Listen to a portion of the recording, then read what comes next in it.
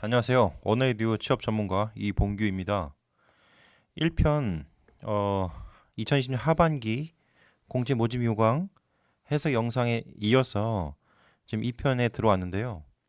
1편에서는 대략적인 그 상반기와 하반기 변화 세 가지 중심으로 말씀드렸고, 지금 2편에서는 하나하나 세부적으로 공고 분석을 들어가면서 거기에 연관되거나 파생돼서 여러분들이 알아야 될 사항들 자세하게 분석을 해드리겠습니다.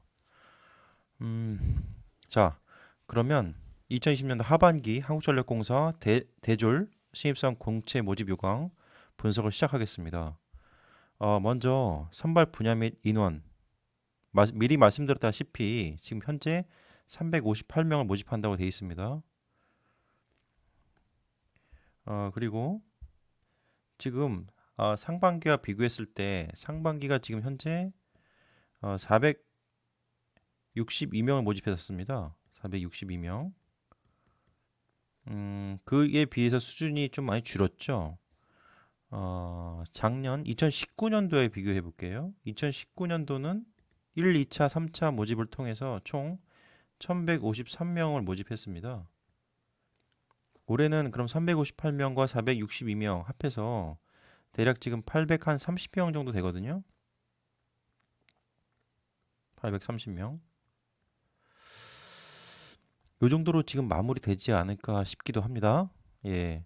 이 제목 자체가 2차 모집이 아니고 하반기로 종결된 듯한 느낌의 어떤 제목이기 때문에 대략 3, 400명 정도 좀 손해보는 내용이 없잖아 있지만 어쨌든 하반기 358명으로 지금 돼 있다라는 점 숙지해 주시고요. 어, 지금 하반기 때 그 직군 쪽에서 ICT 토목 기기 원자력 모집을 안 하죠? 그래서 지금 굉장히 좀 쇼킹한 내용이긴 하지만 어, 그렇다면 ICT 토목 기계 원자력 직군의 전공 취업 준비생 분들께서는 어떻게 해야 되느냐?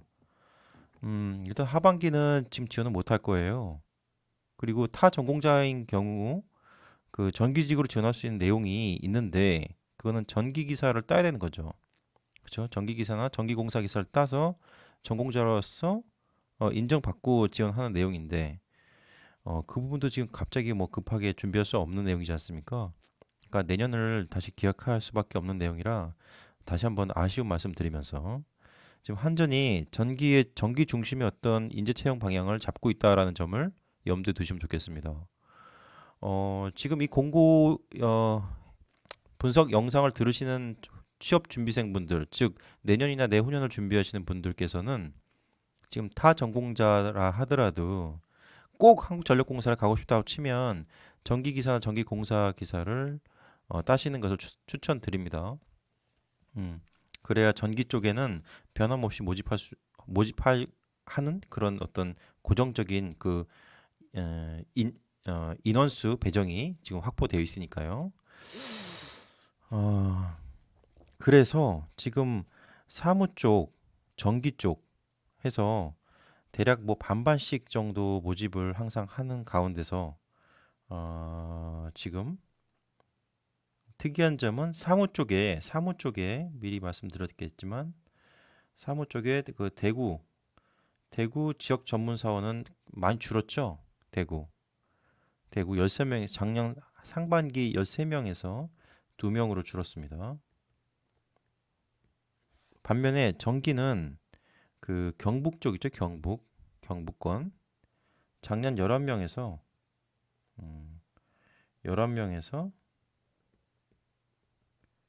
20명에 늘었으니까 이런 지원할 때 이건 전략을 짤 때 약간 지금 전국권을 지원해야 되느냐 지역권을 지원해야 되냐라는 부분에 있어서 좀 참조를 하시면 좋겠어요. 그리고 전국권인 경우 여러분들 뭐 전국권 서울권이 아니에요. 수도권이 아니에요. 지금 밑에 보시면 전기 분야는 입사 후에 교육 성적 및 개인 희망을 고려해서 입사 후에 직무를 배정받는다라고 돼 있잖아요. 직무별로.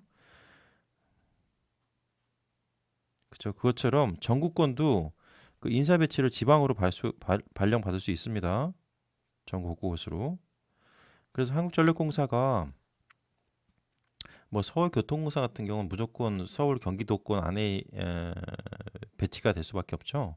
그런데 한국전력공사는 전국 곳곳에 지방 근무도 해야 된다는 부분을 어, 지원하기 전에 좀 숙지를 하셔야 돼요. 음, 그래서 전국권과 지역 전문 사원 이 두 개로 나뉘는 가운데 뭐 경쟁률이라든가 어떤 서류 컷이라든가 이런 부분 감안해서 지원자의 합격 그 자수의 변화가 있으니까 이 부분을 충분히 숙지하셔서 지원 전략을 세워주셨으면 좋겠습니다. 음, 특히 전기 분야는 그 직무가 나눠져 있죠. 지금 여기 밝혀져 있는데요. 그 배전 분야, 송변전 분야, 발전 분야, 원자력 분야. 상반기 같은 경우 원자력이라고 해서 5명 뽑았습니다. 5명 뽑았는데 지금은 아예 없으니까 이렇게 전기 쪽에 인원을 뽑아서 배치를 하겠다. 이런 내용입니다. 이런 뭐 숙지해 주시고요. 채용 수준, 대조 수준이고요. 지원 자격 부분에 있어서 자, 사무직은 학력 및 전공 제한이 없죠. 그죠? 그 블라인드 테스트이기 때문에 학력, 전공, 연고, 성별, 나이 등등 제한이 없습니다. 나이는 정년을 넘으면 안 돼요. 그 대신에 정년은 만 60세입니다. 그 이전에 되신 분들만 지원할 수 있습니다. 그래서 사무 쪽은 지금 사실 전공 시험이 없어요. 학력 및 전공 제한이 없기 때문에 지금 여기 1차 필기 시험에서 2차 전형이죠. 2차 필기 전형에서 그 전공 시험이 없습니다. 자, 전기와 건축 부분은 해당 분야 기사 이상 또는 전기 분야 같은 경우 산업기사 이상 보유자를 자격 요건으로 두고 있습니다. 자, 이렇게 숙지해 주시고요. 외국어는 지금 한국전력공사 같은 경우 다른 타 공기업과 달리 외국어 자격 기준을 두고 있어요. 최하 700점입니다. 토익 기준이에요. 타 외국어 자격증이 있다 그러면 그 공식 영어 점수에 따라서 어, 부침 자료에 있으니까 참조해 주시고요. 대부분 토익을 많이 보시니까 700점 기준, 최하 기준이라 보시면 되고 최상 기준, 즉 700점이 최하고요. 최고 850점까지만 준비해 주시면 됩니다. 1차 서류 전형에서 850점 만점이기 때문에 850점 이상 뭐 900점 넘는 거는 좀 의미가 없다고 보면 돼요. 한 점만 기준으로 보면요. 유효 성적 자 체크해 주시고요. 코로나 때문에 사전 제출해서 검증이 완료된 그죠? 유효기간이 만료되었지만 검증이 완료됐으면 인정해 주겠다라는 부분이고요. 연령 제한은 없지만 정년 제한은 있다. 정년 제한은 있다. 정년은 만 60세다. 만 60세 기준이다. 본원 같은 경우 한전에 지원한 최고령자 합격자 중에 38살이 있었습니다. 그러니까 나이에 구애받지 마시고 지원 자격이 된다 그러면 과감하게 도전해서 한번 성취하시는 것도 좋습니다. 자, 병역의 의무를 이행해야 되고요. 또 광주 전남권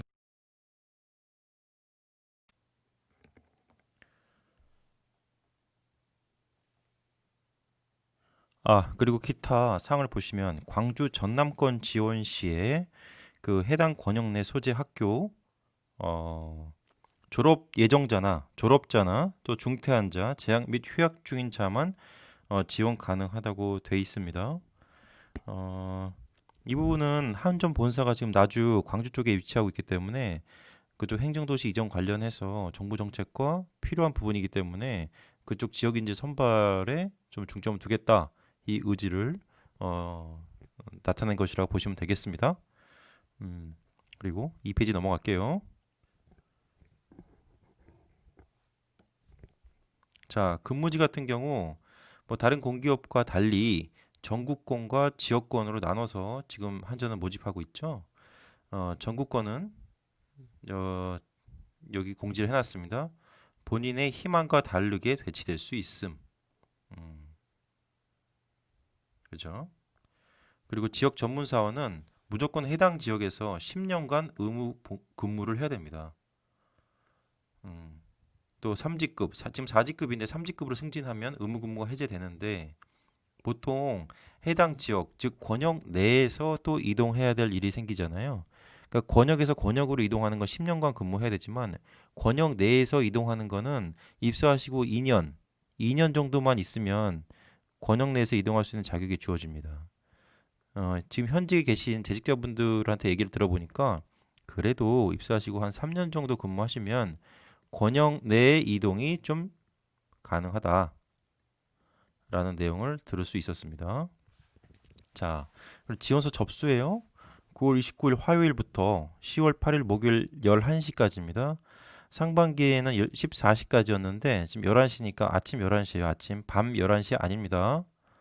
밤 아니니까 이 부분 숙지해 주시고 지금 지원서 접수 기간이 상반기에 비해서 4일 정도 늘었어요. 4일. 추석 때문에 껴서 그런 것 같습니다. 그래서 좀 늘은 기간을 좀 더 활용을 하셔서 지금 10월 24일 필기시험일 거예요. 10월 24일 날 필기시험이고 또 10월 8일까지 지금 접수 마감이니까 10월 8일까지는 지금 지원자분들께서는 자기소개서에 좀 집중해 주시고 더불어 1차 필기시험도 준비가 좀 덜 되신 분들이 많을 것 같아요. 그래서 그 부분도 지금 좀 늘어난 기간을 좀 활용하셔가지고 잘 정리를 좀 해주세요. 10월 24일 맞습니다. 필기시험.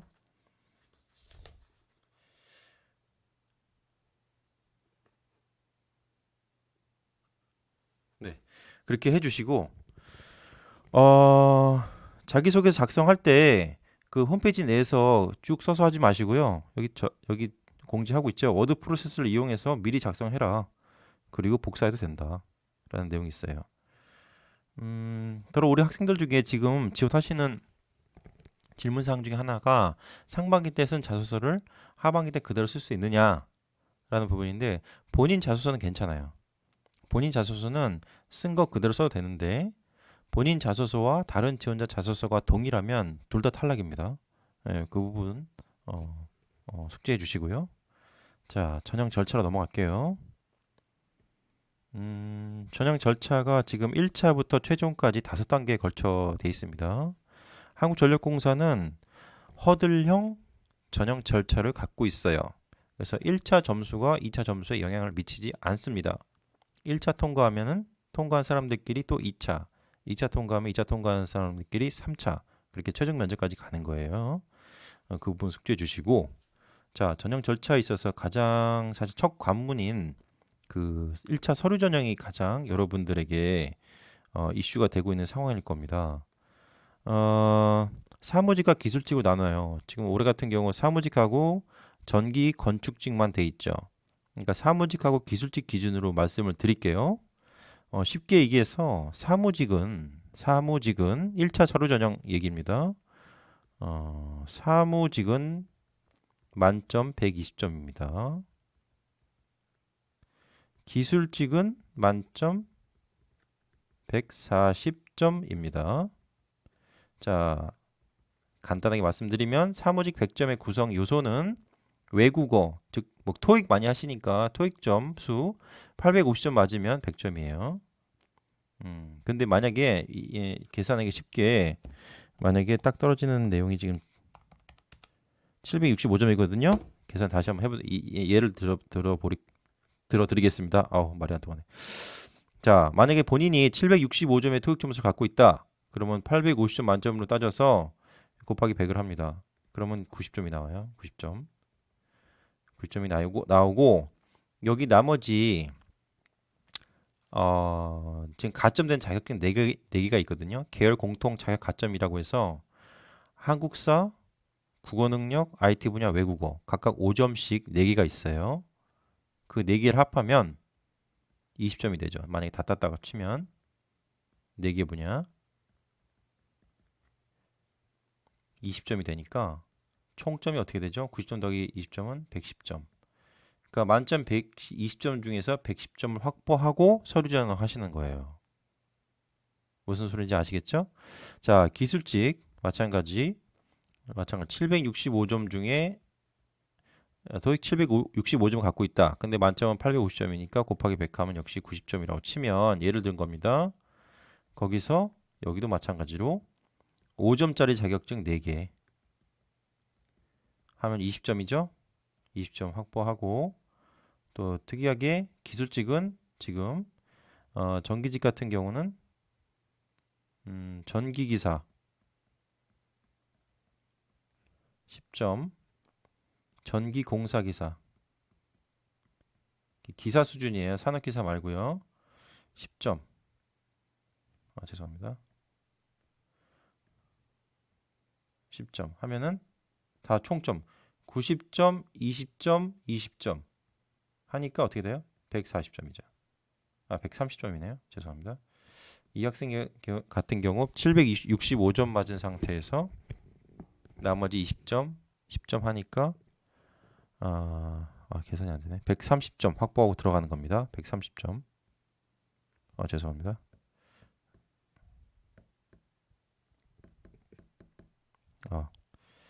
130점. 그러니까 총점 140점 중에서 130점 확보하는 거고, 사무직은 총점 120점 중에서 110점 확보하는 겁니다. 평균적인 서류 컷, 저희 보는 학생들의 경험을 토대로, 이건 정설이 아니니까요. 사무직 전국권인 것 같은 경우는 작년에 115점 이상이면 좀 안정적으로 볼 수 있어요. 근데 올해는 1차 배수가 첫 번째 동영상에도 말씀드렸다시피 이게 70배수, 작년에 100배수였거든요. 100배수. 70배수를 줄었으니까 가점이 115점이 더 돼야 되지 않을까. 117점 정도는 돼야 배수가 줄었으니까 좀 안정권에 들지 않을까 싶습니다. 사무직 같은 경우. 그리고 기술직, 특히 전기직 같은 경우는 125점 정도면 전국권에서 합격권이라고 볼 수 있었어요. 그런데 이것도 지금 작년에 400여 명 모집하다가 지금 350명으로 줄었으니까 100명 줄었으니까 이 점수도 조금 더 높여야 되지 않을까. 128점 정도는 돼야 되지 않을까 싶습니다. 서류 컷이. 예. 이건 뭐 지역별, 권역별로 좀 다를 수도 있어요. 가점이 높은 지역도 있고 낮은 지역도 있고 뭐 그런 부분 다른 부분이 있는데 최소 이 정도 되면 좀 해볼만 하다 이런 내용이에요. 예, 그 부분 숙지하시고 지금 가점 계산을 다시 한번 잘 해보시길 바랍니다. 2차로 넘어가서 지금 뭐죠? 직무 능력 검사가 있죠? 직무 능력 검사는 필기 시험을 말합니다. 필기 시험. 필기 시험은 지금 후반부에 말씀드리겠지만 그 사무직 같은 경우는 직업 기초 능력 5가지 영역을 보고요. 기술직 같은 경우는 기초 능력, 직업 기초 능력 4가지 영역과 기술 능력, 즉 전공 문항을 보게 돼 있어요. 그 부분이 이 부분에 포함되어 있다. 그리고 인성 검사가 들어갑니다. 올해는 특이하게 인재상과 조직 적합도 검사라고 키워드를 따로 말씀을 해주셨어요. 그래서 인재상과 핵심 가치에 대해서 파악하고 있는지 어떤 비중을 많이 두고 있다는 얘기예요. 한국전력공사는 지금 몇 년 전부터 자소서 1번 문제가 인재상에 관한 질문이었습니다. 또 직무 인성검사 인재상과 핵심 가치에 대한 부분을 지원자가 파악하고 있는지를 검사하겠다고 하니까 지금 여태까지 지원자들이 그 핵심을 잘 모르고 지원한 경우가 많았는 모양이에요. 제가 실제 자소서를 검토하고 첨삭을 해드릴 때도 인재상이 뭔지 파악이 안 된 상태에서 글을 많이 쓰시는 경우가 많더라고요. 그래서 그 부분도 제가 짚어내드리겠습니다. 이왕 제 인재상에 대한 거를 다시 한번 숙지를 간단히 드릴게요. 자, 봅시다. 한전 홈페이지 가보면 지금 보이시죠? 인사제도에 인재상을 들어가 보시면 잘 보이시나요? 자, 캡코 한국전력공사 인재상 캡코는 무한 경쟁 글로벌 시장에서 패기와 열정으로 창의적이고 혁신적인 미래 가치를 실행할 수 있는 인재상을 추구합니다라고 돼 있어요. 굉장히 어려운 단어들이 많이 있죠. 이걸 한번 천천히 곱씹어 보세요. 자, 밑으로 내려가서 구체적인 인재상을 살펴볼게요. 자, 챗봇이 지금 아주 친절하게 돼 있는데 이거 누르면 상담창이 뜨는 모양입니다. 자, 봅시다. 자, 기업가형 인재와 통섭형 인재와 도전적 인재, 가치 창조형 인재 네 가지로 나눠져 있죠. 여러분 지금 자소서 쓰느라 고생이 많으실 텐데 1번 문제가 이 네 가지 인재상 중에 두 가지를 고르고 이 두 가지가 본인에게 왜 맞는지 이유를 들고 경험 사례를 들어라. 이런 내용이거든요. 한번 쭉 읽어볼까요? 간단히. 자, 기업가형 인재는 회사에 대한 무한 책임과 주인의식을 가지고 개인의 이익보다는 회사를 먼저 생각하는 인재다. 여기 키워드는 회사를 먼저 생각하는 인재라는 거예요. 그죠? 무한 책임과 주인의식이 있기 때문에 회사를 먼저 생각하는 거죠. 회사라는 부분은 우리가 다시 얘기하면 우리가 입사 전이기 때문에 취준생이기 때문에 어떤 조직이나 단체에 그런 경험이 없다 그러면 학창 생활에서 그런 동아리 경험이라든가 팀 프로젝트 경험들 있잖아요. 그 단체를 먼저 생각했던 희생하고 봉사했던 솔선수범했던 경험을 토대로 기업가형 인재를 엿볼 수 있는 내용이거든요.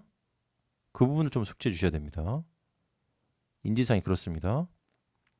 자, 기업가형 인재란 제목만 보고 내가 기업에 관련해서 잘 알고 기업의 어떤 속성이라든가 경영 기법이라든가 이런 거 잘하는 인재가 아니에요. 분명히 말씀드립니다. 회사를 먼저 생각하는 인재. 그 조직이나 속해 있는 조직이나 단체를 위해서 내가 먼저 솔선수범하고 희생할 수 있는 인재. 다시 한번 말씀드립니다. 그게 중요한 거예요. 자, 두 번째 통섭형 인재. 통섭이란 단어가 굉장히 어려운 단어예요. 그죠? 우리 본원에서도 여러 학생들이 저에게 지적을 많이 받습니다만 통섭이라는 단어 자체가 워낙 어렵다 보니까 이게 무슨 뜻인지도 모르고 그냥 접근하는 경우가 있어요. 자소서든 면접이든. 통섭이라는 부분은 제너럴리스트예요. 그 마치 좀 오해하는 부분이 자기가 모든 많은 지식을 알아야 될 것 같은 느낌이 든단 말이죠. 그래서 자기 본인 전공 위에도 많은 지식을 갖고 있기 때문에 나는 어떤 일이든 다 할 수 있는 멀티플레이어다. 이게 아닙니다. 이게 아니에요. 정확히 말씀드리면. 그죠? 자, 읽어볼게요. 융합적 사고를 바탕으로 그런 여러 가지 다른 전공이나 상식을 바탕으로 멀티 스페셜리스트를 넘어서 오케스트라 지휘자 같이 조직 역량의 시너지를 극대화하는 인재라고 돼 있잖아요. 그러니까 이건 리더십에 관한 문제예요.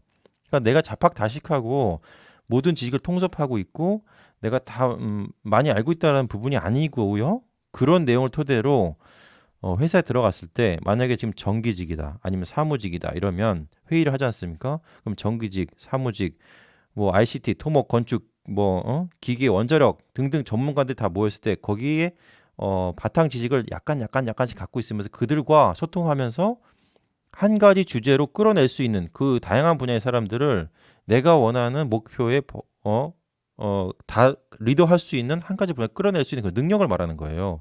내가 많이 알고 있다는 소용이 없어요. 내가 다 하는 게 아니거든요. 그렇기 때문에 쉽게 얘기해서 리더십에 관한 문제다. 오케스트라 지휘자 같이 바이올린 키는 사람, 첼로 하는 사람, 피아노 하는 사람 모두 다 두루두루 볼 수 있고 또 거기에 대해서 기본적인 악보를 통해서 그 사람 면면에 그런 담당하는 악기의 면면의 모든 부분을 아는 사람이 지휘자잖아요. 근데 지휘자가 인류의 첼로시스트는 아니고 지휘자가 인류의 피아니스트는 아니잖아요. 그죠? 그러니까 지휘자 같이 조직 역량의 시너지를 리더할 수 있는 사람이 통섭형 인재입니다. 그 부분 숙지하시고 자소서든 면접이든 접근하셔야 돼요. 도전적 인재 말씀드릴게요.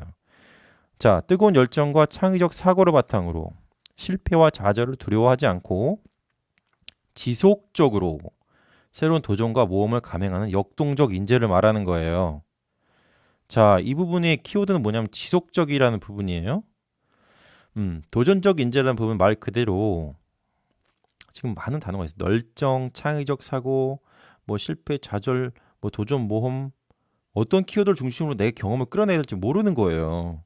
근데 이 부분을 여기서 가장 중요한 키워드는 지속적이라는 부분이 지속적. 그러니까 도전적 인재는 한 번 도전하고 말 게 아니죠. 그죠? 끊임없이 실패를 겪고도 거기에 굴하지 않고 지속적으로 도전한 경험들을 살려내는 겁니다. 무슨 말씀이신지 알겠어요? 그러니까 도전하는 목표 자체도 쉽게 달성이 가능한 목표가 아니어야 되죠. 그 자소서에 보면 무조건 성공했다는 얘기만 써요. 근데 그게 중요한 게 아니에요. 일단 실패를 했어도 그 도전한 부분에 있어서 내가 어떤 부분을 부족했고 어떤 부분을 만회를 했고 어떤 부분을 수정을 했는지를 그 과정을 중심으로 엮어를 내려면 그 지속적으로 도전하고 실패하고 결국엔 그래서 성공했다. 이런 스토리가 돼야 끌어낼 수 있는 소재가 많아요. 근데 내가 한 번에 성공했다. 한 번에 뭘 도전해서 성공해서 나는 정말 잘난 사람이다. 이렇게 해버리면 나를 내세울 게 없어요. 도전적 인재가 아닌 거예요. 그죠? 이 부분 숙지하셔야 됩니다. 무슨 소리인지 이해되시죠? 자, 마지막으로 가치 창조형 인재. 현재 가치에 안주하지 않고 글로벌 마인드에 기반한 날카로운 통찰력과 혁신적인 아이디어로 새로운 미래 가치를 충족해내는 인재라고 보면 돼요. 이건 무슨 소린지 감이 오긴 오시죠? 혁신적인 아이디어. 혁신적인 아이디어. 이게 중심적인 얘기일까요? 아니죠. 자, 현재 가치에 안주하지 않고라는 부분이 핵심입니다. 그러니까 이 가치 창조 인재를 선택하고 나서 이런 자소서나 지금 어떤 뭐 인성검사 등등 통해서 볼 텐데 가치 창조는 현재 상태가 문제가 있으면 안 돼요. 무슨 소리인지 아시겠어요? 어떤 조직이든 단체에 갔을 때 내지는 프로젝트를 할 때 어떤 문제가 누구에게나 보인다 그러면 그거는 가치 창조 인재가 아닙니다. 그거를 내가 개선했다고 해서 가치 창조 인재가 아니에요. 문제 자체를 다른 사람이 인지하지 못한 문제를 내가 끌어내야 돼요. 그러니까 지금 현재 잘 흘러가고 있어요. 아주 잘 흘러가고 있어요. 그냥 두면은 그냥 물 흐르듯이 아무 문제 없이 잘 흘러갈 것 같아요. 근데 그런데도 불구하고 내가 어떤 문제를 끄집어낸다는 얘기죠.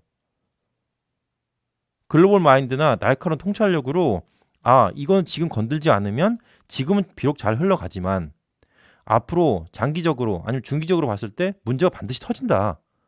그러니까 미래를 기반으로 지금을 현재의 가치를 예상하는 거예요.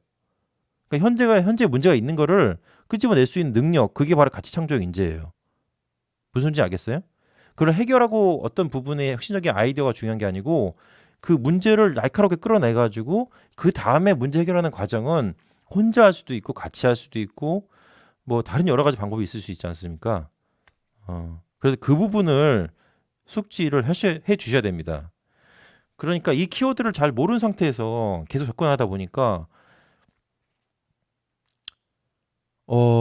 이게 가점이 높아도 결국에는 서류 통과되죠. 다들 뭐 NC에서 공부 많이 하시니까 필기 통과되죠. 이 결국엔 최종 면접이나 뭐 실무진 면접에서 떨어져 버리니까 멘붕이 오는 거예요. 멘탈이 붕괴됩니다. 그러니까 이 현재 한국전력공사 인지상에 대해서 명확하게 파악을 하시고 자소서 접근하시고 면접 접근하셔서 마지막에 웃는 자가 돼야 됩니다, 여러분. 네. 일단 모집 공고 나왔으니까 이게 좀 깊숙하게 좀 더 말씀드렸어요. 자, 그 3차 직무 면접, 4차 종합 면접. 자, 직무 면접은 다른 얘기로 하자면 실무지 면접이에요. 실무지 면접이기도 하고 또는 전공 면접이라 부르기도 하죠. 또 종합 면접은 경영진 면접이라고 하기도 하고요. 또는 인성 면접이라고 하기도 합니다. 그래서 직무 면접은 대부분 다대다 면접인 경우가 많아요. 그러니까 직무 면접은 대부분 한전의 직급이 차장님들 이상급에서 주로 이제 여러분들 들어가서 맞닥뜨리게 될 그 직속 상사나 그 사수분들이죠. 가장 가까이서 볼 수 있는 분들하고 직무 면접을 하게 됩니다. 그래서 전공이나 기술적인 질문들이 많이 나와요. 뭐 사무직 같은 경우는 뭐 회계 같은 경우 회계에 관련된 실무에 관련된 어떤 재무제표라든가 대차대조표, 그죠? 아니면 뭐 손익계산서 보는 방법, 음, 어쨌든 뭐 그런 방법이라든가 또 정기직 같은 경우는 실제 뭐 배전이라 그러면 뭐 다스 시스템이라든가 뭐 송변전 같은 경우 HVDC 시스템이라든가 이런 부분을 직접적으로 전공적으로 아주 깊숙하게 물어봅니다. 실제 어떻게 보면 필기 시험과 같은 내용이라고 보면 돼요. 자, 그리고 4차 종합 면접 넘어가면 이때는 다대 1로 봐요. 경영진 분들 한 3분이서 오시고요. 지원자 혼자 들어갑니다. 혼자 들어가서 집중 포격을 당하죠. 근데 분위기가 나쁘진 않아요.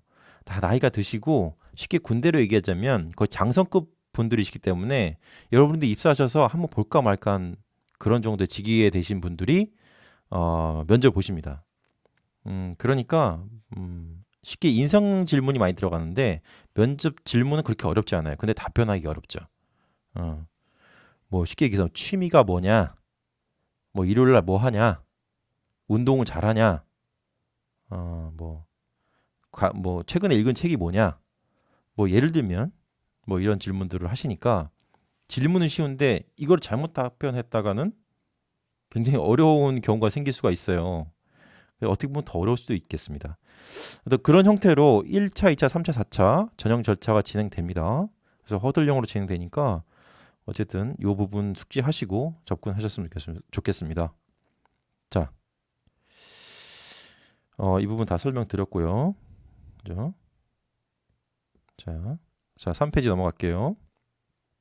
자, 주 전형별 세부 평가 요소입니다. 자, 직무 능력 검사는 뭐죠? 이게 필기 시험이죠. 그리고 인성 검사, 인재상, 조직도 검사, 그죠? 인성 전반을 이제 필기로 테스트하는 거고요, 그죠? 자, 사무직 같은 경우는 필기 시험에서 직무 능력 검사에서 의사소통 능력, 수리 능력, 문제 해결 능력, 자원 관리 능력, 정보 능력 이 5가지 영역을 봅니다. 5가지. 전기는 의수문, 자원 관리 4가지. 플러스 전공. 전공 보죠? 요 문제 15문제. 자, 건축도 마찬가지 4가지 영역을 테스트하고 그다음 뭐 봅니까? 전공 보죠. 15문제. 근데 의수문 여기도 정보 능력을 보네요. 전기 쪽은 자원 관리 능력을 보고. 그죠? 자, 직업 기초 능력에 대한 부분 NCS. 자, 준비 잘 하셔가지고 필기 시험들 잘 보시고 또 전공 부분에 15문항 이렇게 돼 있으니까 또 기술직군들께서는 기사 수준의 문제가 출제된다고 하지만 해가 거듭할수록 좀 문제 수준이 어렵다, 높아지고 있다라고 보는 합격생들이 얘기하고 있어요. 좀 더 철저한 준비가 필요하고 지금 원어에듀에서 지금 전공에 관련된 여러 가지 아주 자세한 커리큘럼 과정들이 있으니까 꼭 한번 참조해 주셨으면 좋겠습니다. 어쨌든 사무직은 총 문제가 50문항이고요. 50문항이 출제되고요. 정기직은 40문항 플러스 15문항, 전공 15문항 해가지고 전체 55문항이 정해집니다. 네, 그 부분 숙지하시면 좋겠습니다. 자, 채용시 우대 제도예요. 우대 제도. 그 상반기하고 달라진 점은 요거 한전 체험형 청년 인턴 하신 분들 있죠? 작년에는 1차 전형에서 무조건 5% 주고 2차 전형에서 무조건 죄송합니다. 1차 전형에서 5% 또는 10% 관점이라 양분으로 나눠서 정해져 있었거든요. 근데 올해는 3%에서 10%로 나눠서 가점을 준다고 돼 있네요. 그죠? 그 부분이 달라진 점입니다. 대부분 일반적인 우리 채용 준비생들 같은 경우 뭐 가점인 부분에 굉장히 민감한데 받을 수 있는 가점이 인턴하고요. 그리고 입상 경험, 그리고 서포터즈, 그 한전에서 전기공학 장학생 뽑나 봅니다. 그리고 뭐 이것도 전기 분야의 하나니까 좀 제한적이죠. 그죠? 그리고 뭐 시간제 선택 근로자는 재직자의 하나니까 이건 뭐 해당이 안 될 것 같고. 그죠? 또 기간제 근로자 해당 안 되고 해당 안 되고. 음. 뭐 장애인 분들이나 국가 보훈 분들이나 이런 부분도 아주 특수 부분이라 그죠? 요 네 가지는 좀 해당이 안 될 것 같고. 그죠? 그리고 이 부분 지역 전문 사원일 경우 비수도권인 경우 1차전에서 2% 감점, 이전 지역은 3% 가점. 그죠? 또 고급 자격증 보유자는 아예 1차전에 면제고요. 고급 자격증이 뭐 있을까요? 여기 보시면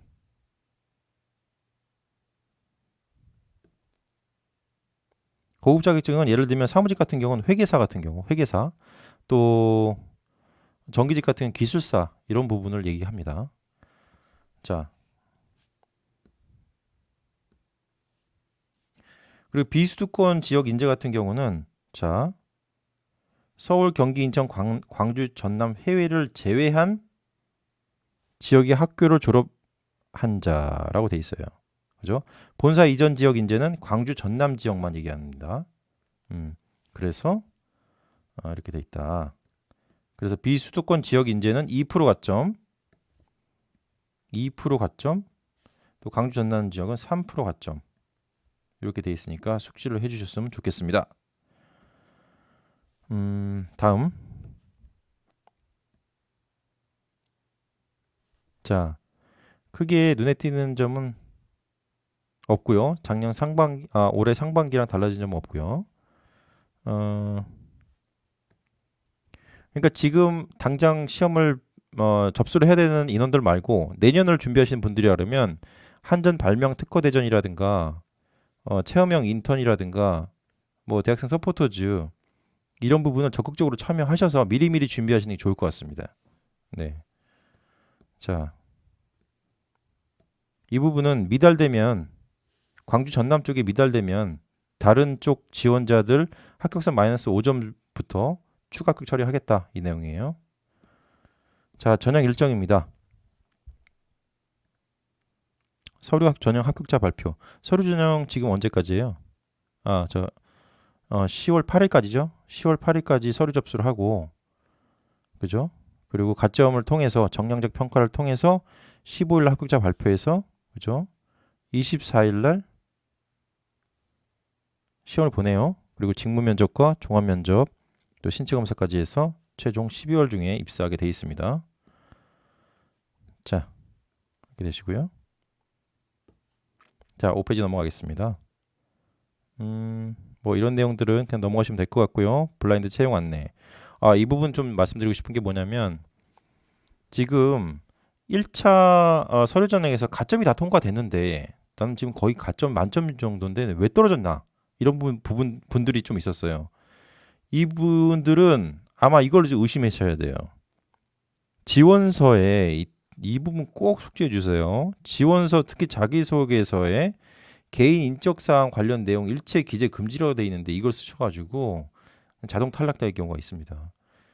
채용 비례 굉장히 민감하게 공기업이잖아요. 그래서 이런 개인 인적 사항을 적으시면 안 돼요. 출신 학교, 가족 관계, 그죠? 자소서에 써야 되지 말 게 뭐 있습니까? 말씀 구체적으로 드릴게요. 자소서에 절대 기재하면 안 될 거. 자소서에 기재 절대 금지 사항. 말씀드리겠습니다. 뭐예요? 이름 쓰면 안 돼요. 이름.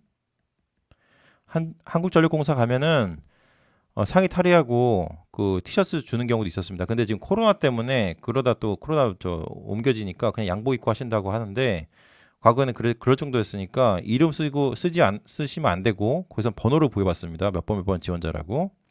그리고 뭐예요? 수험번호 쓰면 안 됩니다. 자소서에 숙제 주세요. 이거 본의 아니게 이거 AI가 걸러내버리니까 성별 쓰시면 안 돼요. 자소서에 성별. 또 뭐예요? 출신 지역 쓰시면 안 됩니다. 그리고 출신 학교 쓰시면 안 되고. 이전 직장명 쓰시면 안 돼요. 구체적으로 쓰는 거 안 됩니다. 이런 분들이 있어요. 발전소에 계시다가 한전에 지원하신 분들이 있거든요. 근데 뭐 예를 들면 동서 발전이다, 남부 발전이다 쓰시면 안 된다고요. 그냥 전력 공급이라고 쓰시면 돼요. 무슨 소리인지 아시겠죠? 그리고 마지막으로 가족 관계 쓰시면 안 되고요. 이 부분 반드시 숙지해 주셔서 너무 억울하게 탈락하는 일이 없으셨으면 좋겠습니다. 또 이메일을 기재할 때 뭐 있죠? snua .com 또 뭐 skku 뭐 ys 뭐 있지 않습니까? 예? 이런 거 다 떨어집니다. 매주 금지예요, 금지. 권유사항이 아니고 금지. 음. 이 부분 꼭 숙지해 주시면 좋겠습니다. 자, 10번 이의 신청은 하시면 되고요. 15일 내에 하시면 되고요. 채용 비리로 인해서. 자, 채용 서류 반환은 자소서는 반환 안 답니다. 지원서 반환 대상이 아니고요. 그죠?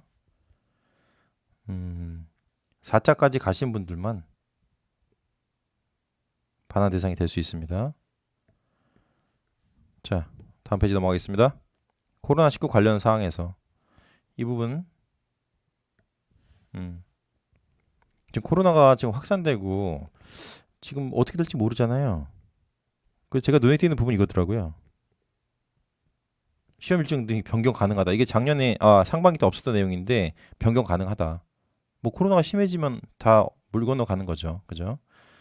이 부분은 좀 아쉬운 부분이 될 수 있으니까 숙지해 주시고 특히 시험 당일날 발열이나 호흡기 증상, 기침 곤란 요거 조심하시고 미리 건강 관리 잘 해주셔야 됩니다. 본의 아니게 37.5도가 넘어가지고 입장이 안 될 수도 있고, 그죠? 또 시험 보면서 자꾸 비염이나 뭐 천식 있으신 분들 기침이 나가지고 또 퇴장될 수도 있습니다. 조심하시기 바랍니다. 자, 수습 인용 기간의 운영과 정규 임용 제한. 수습이 무조건 다 되지만 수습이 끝났다고 해서 무조건 다 임용되지는 않나 봐요.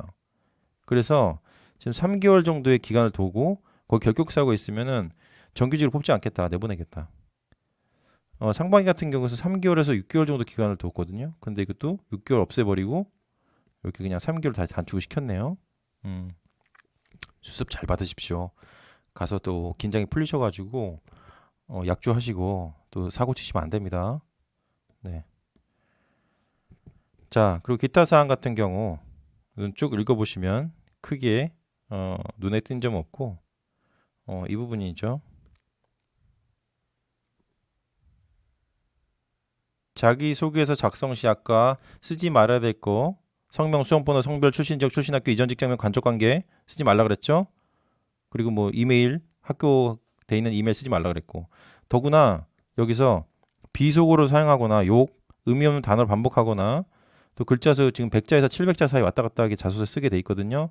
근데 100자 미만으로 의미 없이 써버리는 건 하면 그냥 자동으로 AI가 불합격 처리해버립니다. 다시 한번 말씀드리지만 타 지원자를 복사해서 복붙해버리면 둘 다 떨어진다고요. 그 부분 숙지해 주시면 좋겠습니다. 자, 7페이지.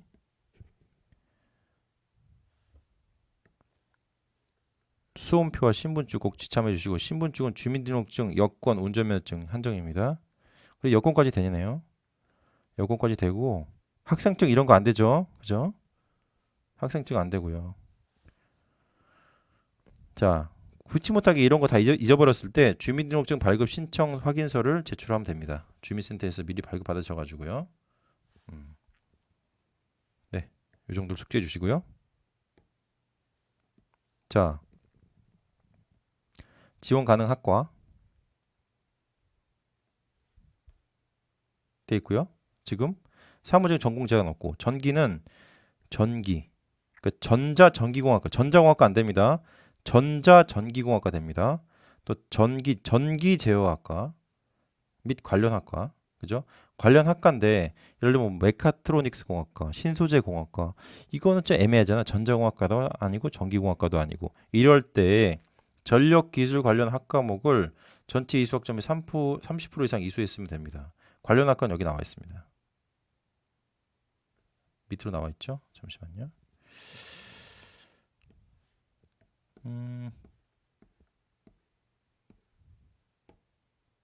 네, 여기 있습니다. 전기기술 관련 학과목이 첨부 파일에 있으니까 요거 잘 숙지해 주셔서 한번 확인해 주시고요.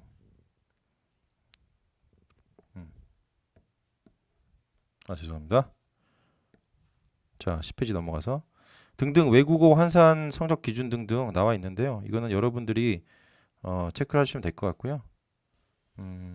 일본어, 중국어 등등 지금 다 프랑스어, 독일어, 러시아어, 스페인어까지 다 되고요.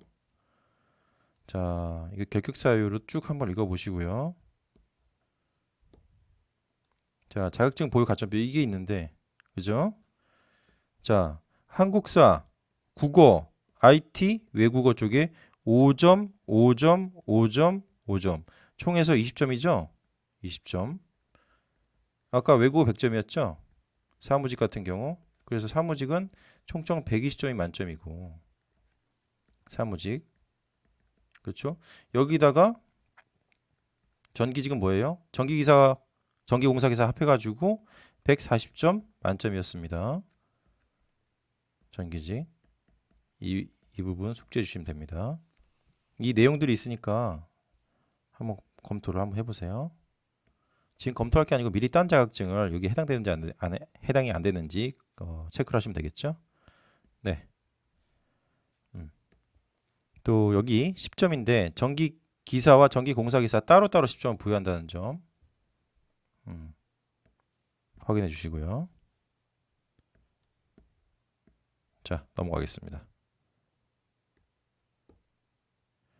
자, 자기소개서는 따로 다른 영상으로 다시 한번 그 자기소개서 잘 쓰는 방법에 대해서 방향성에 대해서 영상 첨부를 해드리겠습니다. 자, 이상으로 2020년 하반기 대졸 수준 신입사원 공채 모집 요강을 분석을 마치겠습니다. 따로 궁금한 점이라든가 좀 질문 드릴 사항이 있다 그러면 지금 영상의 댓글도 좋지만 지금 원어에듀 홈페이지에 가입을 하셔가지고 거기 또 질문 댓글 사항 남겨주시면 바로바로 답변을 드리겠습니다. 더불어 지금 한전이 10월 8일까지 접수기간 마감인데 지금 저는 자소서 첨삭을 해드리는데 영상으로 해드리거든요. 유튜브로 자세하게 해드리니까 그 부분 좀 활용하셔서 한전에 합격하는데 큰 도움이 되셨으면 좋겠습니다. 자, 이상으로 공개 채용 모집 요강을 마치겠습니다. 어쨌든 합격하는 그날까지 함께 하겠습니다. 원어에듀 이봉규 취업 전문가였습니다.